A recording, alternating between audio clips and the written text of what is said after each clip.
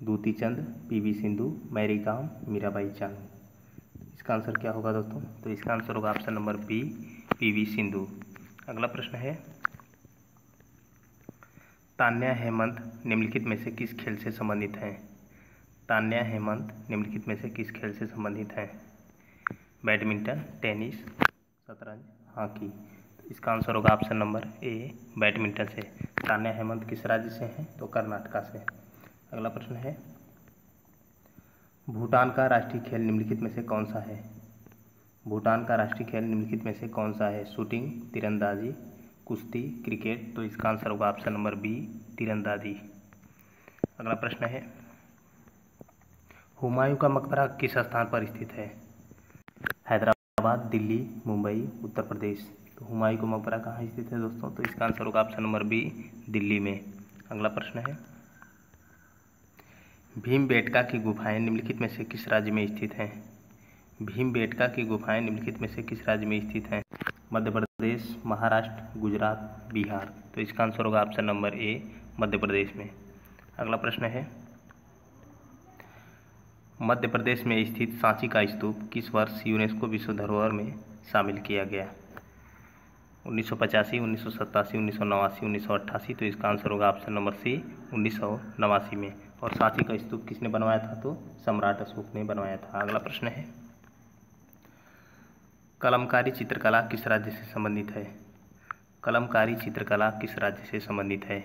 आंध्र प्रदेश, बिहार, हिमाचल प्रदेश, झारखंड। तो इसका आंसर होगा option number A, Andhra Pradesh से। अगला प्रश्न है, अनुच्छेद 32 को भारतीय संविधान का हृदय और आत्मा किसने कहा था? अनुच्छेद 32 को भारतीय संविधान का हृदय और आत्मा किसने कहा था?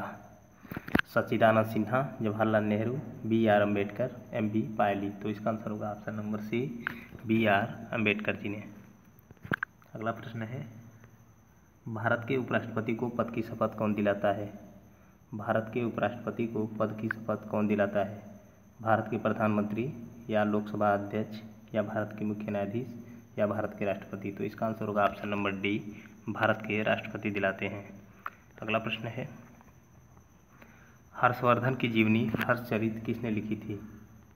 हर्षवर्धन की जीवनी हर्षचरित किसने लिखी थी? बाणभट्ट, हरिसेन, हेनसांग, रविकीर्ति। तो इसका आंसर होगा ऑप्शन नंबर ए, बाणभट्ट। अगला प्रश्न है,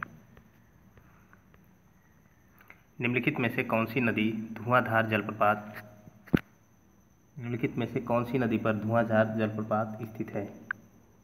नर्मदा, ताप्ती, महानदी, गोदावरी। तो इसका आंसर होगा ऑप्शन नंबर ए, नर्मदा नदी पर। और धुआंधार जलप्रपात किस राज्य में पड़ता है? तो जबलपुर में। अगला प्रश्न है, जबलपुर मध्य प्रदेश में।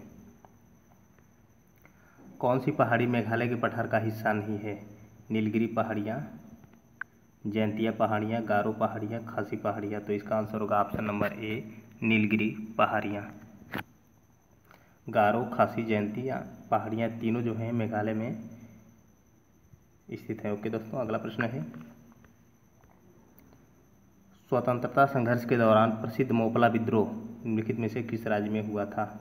ओडिशा, उत्तर प्रदेश, केरल, बिहार। तो इसका आंसर होगा ऑप्शन नंबर सी, केरल में। किस वर्ष हुआ था? 1921-22 में।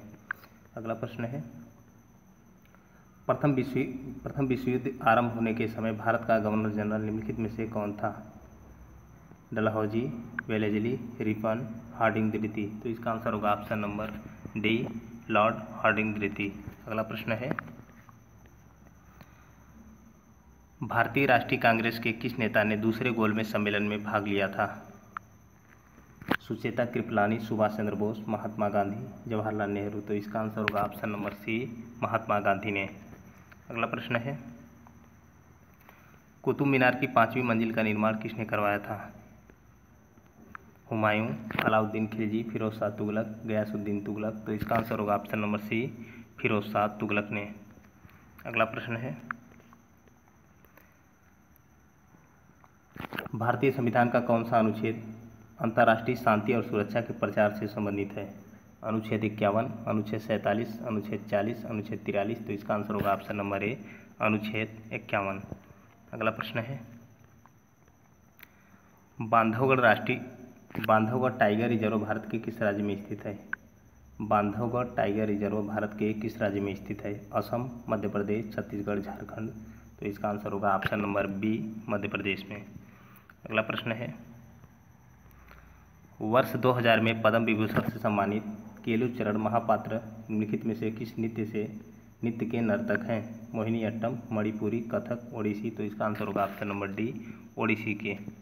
अगला प्रश्न है,